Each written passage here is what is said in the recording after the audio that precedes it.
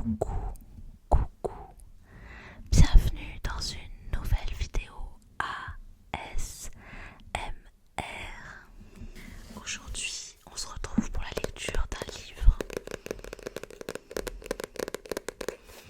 Donc, je ne connais pas du tout ce livre.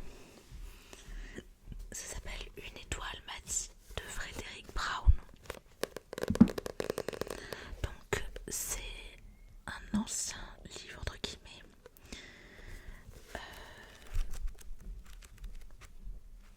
Je ne sais pas du tout, je ne sais pas du tout à quoi m'attendre. Je pense qu'il est un petit peu soporifique dans le sens où il y a beaucoup de descriptions. Et voilà, je pense que ça peut vous endormir. Et on va le découvrir ensemble. Peut-être que ça vous donnera envie de le lire ou peut-être pas, ça vous donnera un petit avis sur ce livre-là. Si vous voulez, je vais vous lire un petit peu le résumé avant de commencer. Alors, que feriez-vous si vous étiez le dernier homme vivant sur la Terre et si la dernière survivante de notre planète refusait de vous épouser? Que penseriez-vous si les étoiles se mettaient en mouvement, si les Gémeaux se séparaient, si la grande ours se disloquait, si la croix du Sud se déformait? Quelle serait votre attitude si votre chien tout à coup vous adressait la parole? Frédéric Brown, lui, dans ces situations-là, n'est jamais embarrassé, mais ses solutions ont de quoi surprendre. L'auteur, Frédéric Brown, 1906-1972, a commencé sa carrière dans le roman policier avant de se lancer dans la fiction. Spécialiste de l'humour noir, il est l'auteur d'un grand nombre de nouvelles et de plusieurs romans, dont les plus célèbres sont sans doute L'univers en folie et Martien Co-Homme, publiés dans Présence du futur. Donc on va commencer.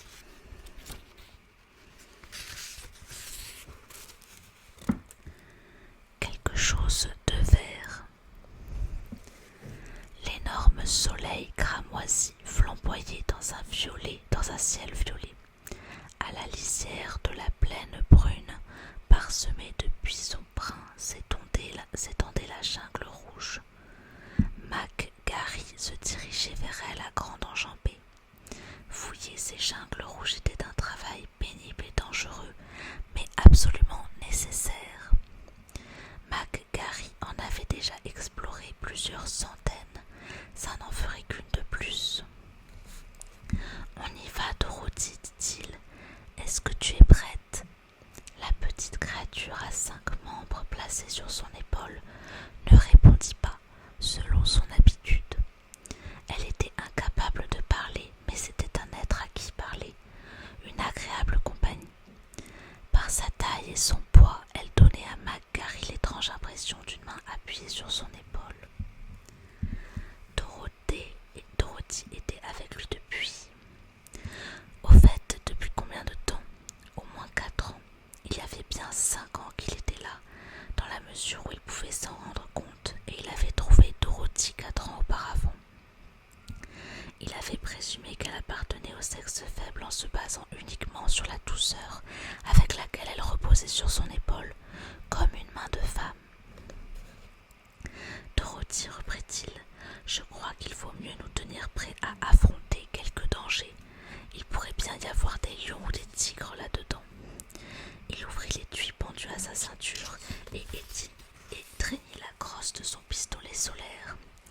Pour la 1000e fois au moins, il remercia sa bonne étoile d'avoir pu sauver des débris de l'astronef, cette arme précieuse entre toutes, capable de fonctionner indéfiniment sans munitions. Il suffisait de l'exposer aux rayons du soleil 1 ou 2 heures par jour. Elle absorbait ainsi de l'énergie qu'elle rejetait quand on pressait la détente.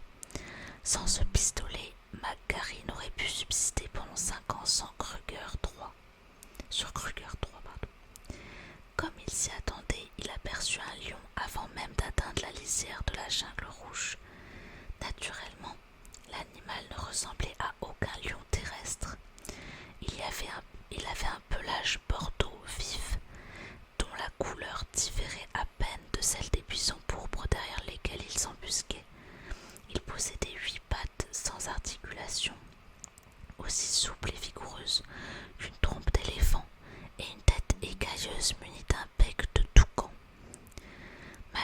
appelait ce monstre un lion. Il aurait pu tout aussi bien lui donner un autre nom car la bête n'avait jamais été baptisée. À tout le moins si elle avait déjà eu un parrain.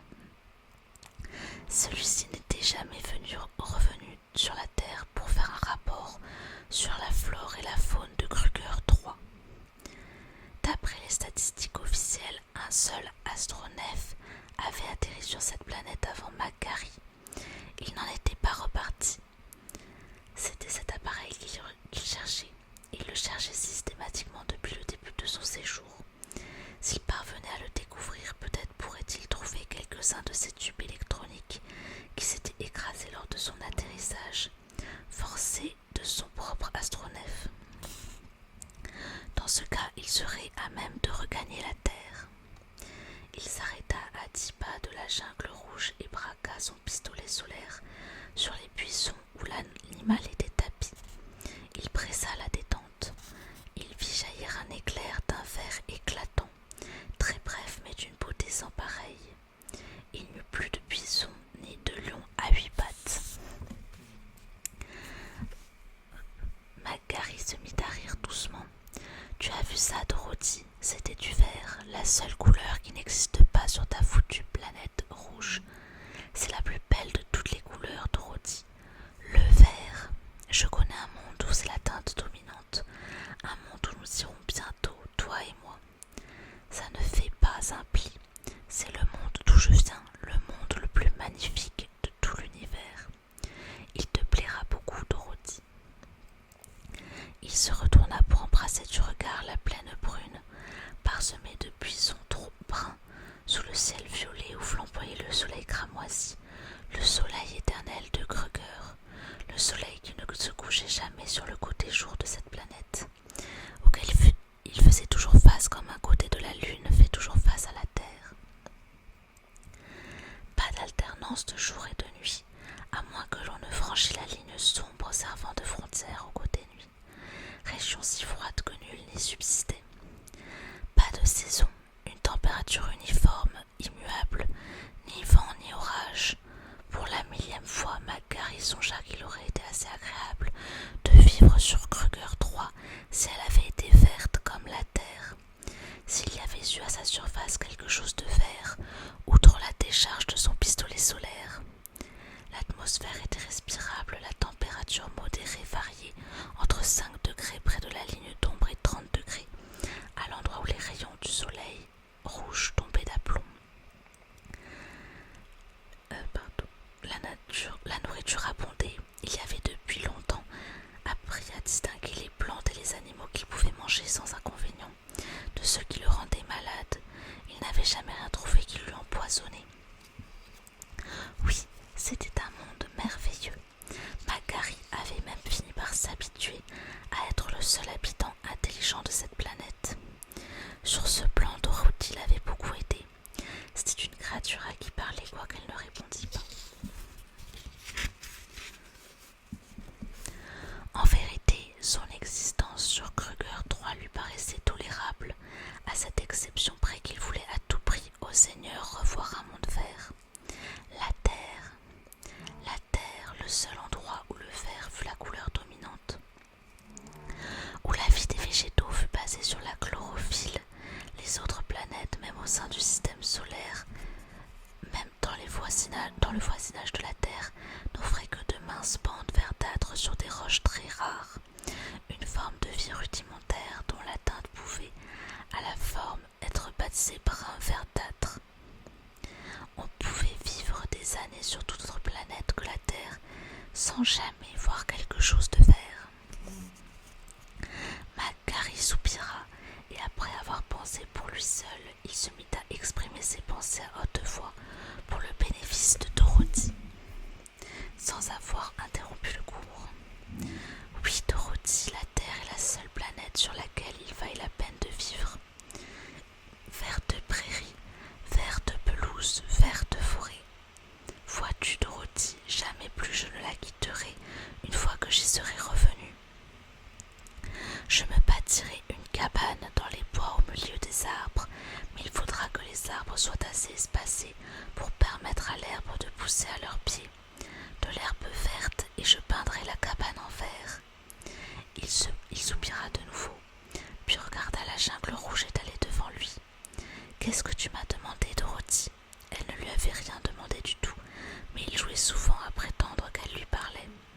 Ce jeu lui permettait de ne pas devenir fou. Si j'ai bien entendu, tu veux savoir si je me marierai à mon retour, n'est-ce pas? Il réfléchit pendant quelques instants avant de répondre. Ma foi, peut-être que oui, peut-être que non, vois-tu. Je t'ai donné le nom d'une femme que j'ai laissée sur terre. Une femme que j'étais sur le point d'épouser. Mais 5 ans, c'est beaucoup. Dorothy, j'ai été portée disparue, on me croit mort. Je doute qu'elle ait attendu tant de temps. Si elle a eu la patience nécessaire, bien sûr que je l'épouserai. Tu me demandes ce que je ferais si elle ne m'a pas attendu. Ma foi, je ne sais pas. Il sera toujours temps d'y penser quand nous serons revenus là-bas. Naturellement, si je pouvais trouver une femme verte ou simplement une femme à cheveux verts, je l'aimerais à la folie.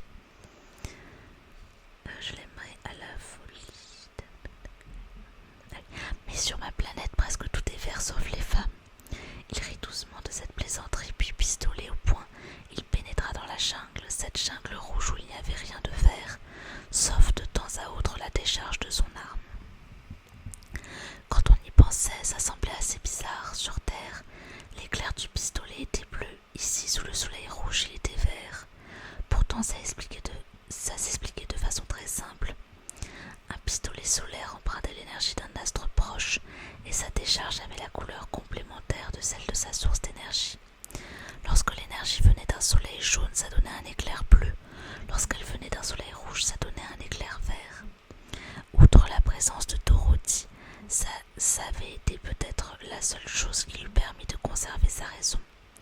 Un éclair vert plusieurs fois par jour, quelque chose de vert pour lui rappeler ce qu'était cette couleur, pour que son œil restât accommodé à cette teinte. S'il devait jamais la revoir, il constata qu'il venait d'entrer dans un petit coin de jungle, du moins ce qu'il fallait entendre par petit coin sur Kruger 3. Il semblait y avoir des millions de jungles pareils, et peut-être n'était-ce pas une illusion. Kruger 3 était plus vaste que Jupiter. En fait, une vie entière ne suffirait peut-être pas à en parcourir toute l'étendue. J'en peux plus. Je vais mettre un petit marque-page. J'espère que cette petite lecture assez brève vous aura plu. N'hésitez pas à me dire en commentaire ce que vous en avez pensé, à liker la vidéo, la partager, la commenter et vous abonner, ça me ferait très très plaisir. N'hésitez pas aussi à me suivre sur mon compte Instagram, je suis très active et je vous poste souvent des stories concernant mes vidéos YouTube. Donc j'espère vous y retrouver là-bas.